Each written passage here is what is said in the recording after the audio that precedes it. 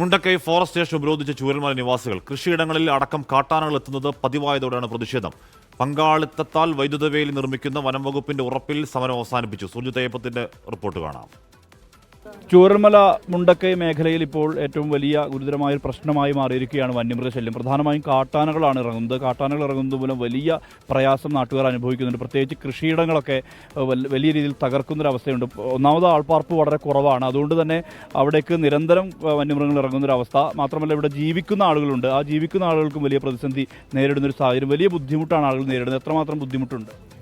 ബുദ്ധിമുട്ട് നേരിടുന്ന പറഞ്ഞാൽ നമുക്ക് ശരിക്കും അവിടെ സ്വസ്ഥമായിട്ട് കിടന്നുറങ്ങാൻ പറ്റാത്ത സാഹചര്യമുള്ളത്. വീട്ടിലാണെങ്കിലും വീട്ടിൽ കിടന്നുറങ്ങാൻ ഒരു സമാധാനം വേണ്ടേ. ഒന്ന് ദുരന്തം ബാധിച്ച് മൊത്തത്തിൽ ആൾക്കാർ ഡണ്ടലായി നിൽക്കുന്ന ഒരു ടൈം. ഈ കഷ്ടപ്പെട്ടുണ്ടാക്കിയ കൃഷി വസ്തുക്കളെല്ലാം വലിച്ചെറിഞ്ഞ് എല്ലാം നശിപ്പിച്ച് മനുഷ്യൻ്റെ ജീവൻ തന്നെ വളരെ അപകടകരമായ ഒരു സാഹചര്യത്തിൽ വന്യമൃഗശല്യം രൂക്ഷമായ ഒരു സാഹചര്യത്തിലാണ് ഇപ്പോൾ നിലവിലുള്ളത്. വലിയ ബുദ്ധിമുട്ട് നല്ല ബുദ്ധിമുട്ട് അനുഭവിക്കുന്നുണ്ട്. 30-ാം തീയതി പുത്തുമലയ്ക്ക് വരുമ്പോൾ 8:10 എൻ്റെ മുറ്റത്ത് ആനയാണ്. ഞാൻ റോഡിലും കവറിയും വാനും മുകളിൽ നിന്നിട്ട് ഇറങ്ങാം. എന്തോ ഭാഗ്യത്തിന് ഞാൻ രക്ഷപ്പെട്ടു.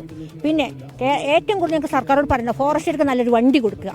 ഇവരെ വണ്ടി ഞങ്ങളുടെ ഞങ്ങൾ ഒന്ന് സ്റ്റാർട്ടായി കൊടുക്കേണ്ട ഗതിയൊക്കെ സ്റ്റാർട്ടാവില്ല ഒരു വണ്ടി. അതുകൊണ്ട് ഫോറസ്റ്റ് ഉദ്യോഗസ്ഥന്മാരെ ഞങ്ങൾ ഒരിക്കലും കുറ്റം പറയില്ല. അവരേത് സമയത്തും ഞാൻ വിളിച്ചാൽ എൻ്റെ വിളിപ്പുറത്ത് എൻ്റെ മുറ്റത്ത് വരും. പക്ഷെ അവർക്ക് നല്ലൊരു വണ്ടി സർക്കാർ കൊടുക്കണം. ഫോറസ്റ്റുകാർക്ക് ഏറ്റവും കൂടുതൽ ഞങ്ങൾക്ക് പറയാനുള്ളത് അതാണ്.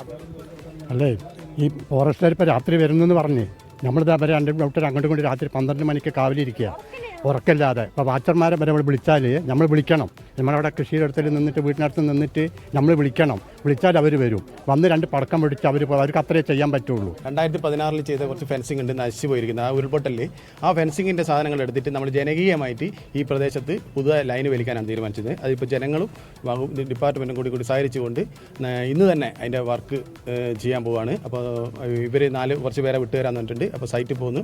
ആ സ്ഥലത്ത് നിന്ന് നമ്മൾ മാക്സിമം കളക്ട് ചെയ്യാൻ പറ്റുന്ന സാധനങ്ങൾ കളക്ട് ചെയ്ത് താഴെ കൊണ്ടുവന്ന് ഫെൻസിങ് ചെയ്യാനാണ് തീരുമാനിച്ചത്. എന്തായാലും ഇതുമായി ബന്ധപ്പെട്ട ചർച്ച വനം വകുപ്പ് ഉദ്യോഗസ്ഥരുമായി ചർച്ച നടത്തിയിട്ടുണ്ട്. ആ ചർച്ചയുടെ ഭാഗമായി ഉരുത്തിരിഞ്ഞ ചില തീരുമാനങ്ങളുണ്ട്. അതായത് ഈ കേടായി കിടക്കുന്ന പലതരത്തിലുള്ള ഫെൻസിങ്ങുകളുണ്ട്. ആ ഫെൻസിങ്ങിൽ നിന്നുള്ള അത്തരം വയറുകൾ എല്ലാം ഉപയോഗിച്ചുകൊണ്ട് അത് ഇവിടെ ജനകീയ പങ്കാളിത്തോടു കൂടി തന്നെ ഒരു ഫെൻസിങ് നിർമ്മാണം എന്നുള്ള തരത്തിലേക്കാണ് പോകുന്നത്.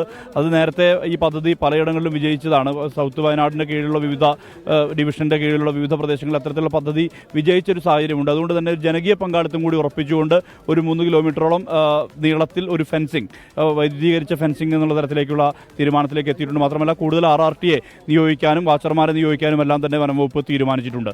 സുർജിത് അയ്യപ്പത്ത്, 24 വയനാട്.